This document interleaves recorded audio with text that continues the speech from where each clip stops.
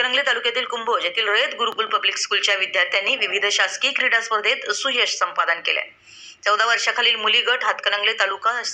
तालुकास्तरीय फुटबॉल स्पर्धा द्वितीय क्रमांक, जिल्हास्तरीय हँडबॉल स्पर्धा तृतीय क्रमांक, 17 वर्षाखालील मुली गट हातकणंगले तालुकास्तरीय फुटबॉल स्पर्धा द्वितीय क्रमांक,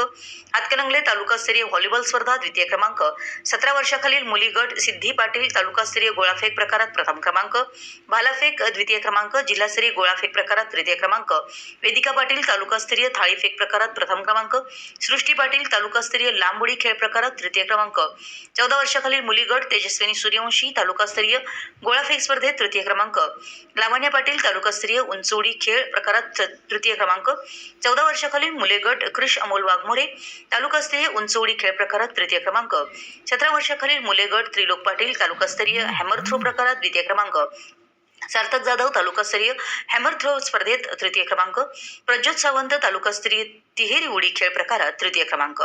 विजयी संघ व खेळाडूंना school committee chairman Ajit Patil, समन्वयक ए.बी. पाटील, पर्यवेक्षिका संगीता चांदोबा, मुख्याध्यापक सागर माने यांचं प्रोत्साहन तर क्रीडा शिक्षक चेतन अकिवाटे यांचं मार्गदर्शन लाभलं. कुंभोज प्रतिनिधी मराठी न्यूज.